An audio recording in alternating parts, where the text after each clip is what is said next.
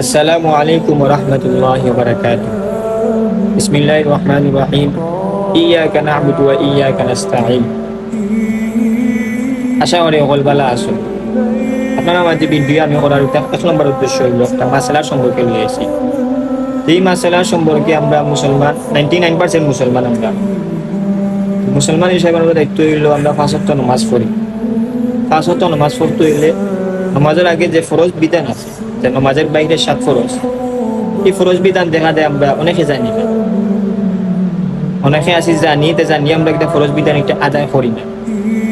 যদি সে ওই ফরজ বিধান আদায় না করে তাহলে তার কিতা হইব, যে সেদিন নামাজ পড়তে আয় তাহলে তার কিতা হইব, তার নামাজ হইত না। 7টা ফরজ কিতা কিতা ও কি কি আমি আপনার মাঝে উল্লেখ করবো, আপনারা মন দিয়ে শুনবেন ইনশাআল্লাহ। 7টা ফরজের মাঝে 1 নম্বর ফরজ হইল শরীর পাক হওয়া। 1 নম্বর হওয়া হয়েছে শরীর পাক হওয়া। শরীর পাক কি? আপনার শরীর যদি নাপাক হয়ে যায় কোনো অবস্থায়, তাহলে আপনি পাক কিভাবে হবেন? গোসল দ্বারা পাক হবেন। আপনি গোসল দ্বারা কোনো অবস্থায় যদি নাপাক হয়ে যান তাহলে আপনি পাক হবেন। নাপাক অবস্থায় নামাজ আদায় করলে আপনার নামাজ হবে না। নাপাক অবস্থায় নাপাক কি? মনে করেন আপনি পেশাব করলেন, পেশাবের ফুটা পড়ে গেল, তাহলে আপনার নাপাক। এই অবস্থায় আপনি যদি নাপাক নামাজ পড়েন তাহলে আপনার নামাজ হবে না। নামাজের বাইরে ফরজ 7টির মাঝে 1 নম্বর হলো শরীর পাক হওয়া। 2 নম্বর প্রশ্ন, কাপড় পাক হওয়া। কাপড় কিভাবে হবো? যে কাপড় আমরা পরিধান করব, যে কাপড় আমরা পরবো, সেই কাপড় হতে হবে পরিষ্কার, ভালো ভালো কাপড় দ্বারা, পরিষ্কার কাপড় দ্বারা নামাজ আদায় করতে হবে।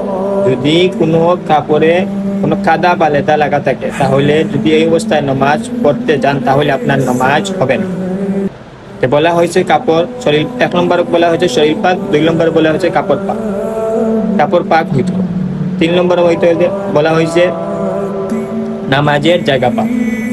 3 নম্বর বলা হয়েছে নামাজের জায়গা পাক। আপনি যে জায়গায় নামাজ পড়বেন এই জায়গা আপনার পরিষ্কার, পাক পবিত্র হতে হবে। যদি এই জায়গা অবস্থান পাক পবিত্র না হয় তাহলে আপনার নামাজ আদায় হবে না, আপনার নামাজ হবে না। আপনি যে জায়গায় নামাজ পড়তেছেন জায়গাগুলো, এই জায়গার মাঝে টিকটিকির ভিড় বা এই যে সমস্যা দেখা যায়, তাহলে আপনার নামাজ এই জায়গায় হবে না। 1 নম্বরে শরীর পাক, 2 নম্বরে কাপড় পাক, 3 নম্বরে নামাজের জায়গা পাক। 4 নম্বরে হলো 74 টাকা। 74 কি? এই 74 টাকা নিয়ে আমরা অনেক মানুষ আছে জানি না 74 কি। 1 নম্বর পুরুষের 74 হলো নাভি থেকে হাঁটু পর্যন্ত ঢাকিয়ে রাখা হলো ফরজ। পুরুষের হলো নাভি থেকে হাঁটু পর্যন্ত ঢাকিয়ে রাখা কি? ফরজ। আর মহিলাদের ক্ষেত্রে হইল হাত মুখ পা ব্যতীত সকল অঙ্গ প্রত্যঙ্গ শরীর ঢাকিয়ে রাখা হলো কি? ফরজ। পুরুষ আমরা যদি নাভি থেকে হাঁটু পর্যন্ত ঢাকিয়া রাখি, তাহলে ঢাকিয়া রাখা অবস্থায় যদি নামাজ পড়ি তাহলে আমাদের নামাজ হবে। যদি কোনো ব্যক্তি 74 টাকে না, পাজামা পিন্দিছে, দেখা যায় টাকনুর নিচে চলে গেছে, সে এই অবস্থায় নামাজে আসছে, তাহলে তার নামাজ হবে না। টাকনুর উপরে থাকতে হবে। আমরা পাজামা পিন্দি, পাজামা থাকতে হবে টাকনুর উপরে। হাদিস শরীফের মাঝে আছে, আল্লাহ রাসূল বলেন মাসফালা মিনাল কাবাইনি মিনাল ইজারি ফিন্নার। টাকনুর নিচে যেই অংশ পাজামা অথবা লঙ্গি তারা ঢাকা থাকে তারা হাত ঢুকে যায়। আল্লাহ রাসূল বলেন যদি কোনো ব্যক্তি টাকনুর নিচে পাজামা থাকে তাহলে ফেরেশতারা তার আমলনামায় আনলিমিটেড সব সময় গুনাহ লিখতে থাকে। আমরা এই গুনাহ থেকে বাঁচতে পারবো। আমরা পাজামা সবসময় টাকনুর উপরে পিন্দার চেষ্টা করি। 74 টাকা। 5 নম্বর হলো কিবলামুখী হওয়া। 5 নম্বর হলো কিবলামুখী হওয়া। কিবলামুখী কি? আমরা যেদিকে নামাজ পড়বো, যেদিকে নামাজ আদায় করবো, ওইদিকে কিবলার দিকে আদায় করতে হবে।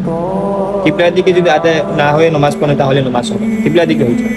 কিবলা সম্পর্কে এখন আমি আপনাদেরকে বুঝাই একটি কথা, যে কিবলা আপনারা মনে করেন আপনারা 4-5 জন মিলে গেছেন এমন জায়গায়, যে জায়গায় দেখা গেল আফ্রিকার জঙ্গলেও বলে আপনারা গেছেন, যাওয়া গেলে দেখা গেল অন্ধকার, এর মাঝে দেখা গেল বৃষ্টি হয়েছে।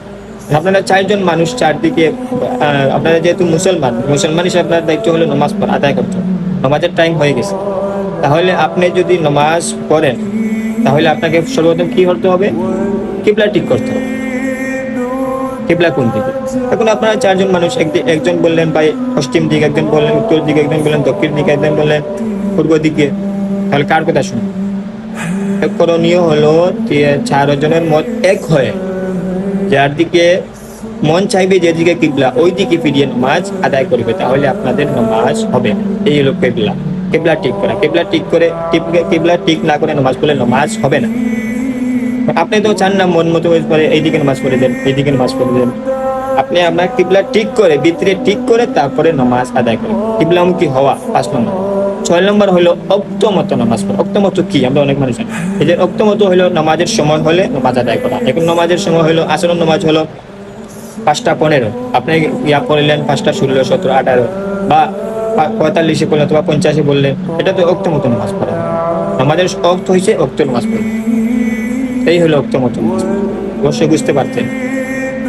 7 নম্বর হলো নামাজের নিয়ত করা। 7 নম্বর হলো কি? নামাজের নিয়ত করা। যে আমরা জোহর নামাজ পড়লে জোহর নামাজের নিয়ত আদায় করব। এখন বলবেন হুজুর জোহর নামাজের নিয়ত তো আদায় করলাম, আমি তো বাড়ি থেকে আসছি, আমার তো নিয়ত আছে যে আমি জোহর নামাজ পড়ব। হ্যাঁ, না করলেও চলবে। যদি আপনি নিয়ত করাটা হইলো ভালো, নিয়ত করাটা হইলো কি ভালো, নিয়ত করা আগে। আপনি যদি ইমাম সাহেবের পিছনে নামাজ পড়েন, তাহলে ইমাম সাহেব নামাজ পড়লেন, আমি কিবলামুখী হইয়া ইমাম সাহেবের পিছনে আসরের ফরজ 4 রাকাত নামাজ পড়তেছি। অথবা আরবিতে বললেন নামাইতু নুসাল্লি লিল্লাহি তাআলা আরবা রাকাতি সালাতুল আসরি ফারদুল্লাহি তাআলা মুতাওয়াজ্জিহান ইলা জিহাতিল কাবাতিশ শরীফাতি আল্লাহু আকবার। আরবিতে নিয়ত করলেন আপনার ইচ্ছা মতো। নিয়ত না করলেই চলবে। যদি আপনি নিয়ত করেন, বলা হয়েছে নিয়ত করতে হবে। আপনি যদি যে কোনো জিনিস করেন আপনি নিয়ত অনুযায়ী করতে হবে। যদি মনে করেন আপনি এখান থেকে মনে করেন এক জায়গায় যাইবেন, তাহলে আপনি কি করতে হবে? এখন নিয়ত থাকতে হবে যে আমি এই জায়গায় যাব। ভিতরে আমার নিয়ত থাকতে হবে যে আমি খাইল রমজানের রোজা রাখবো, আমি এই জিনিস করব, নিয়ত থাকতে হবে।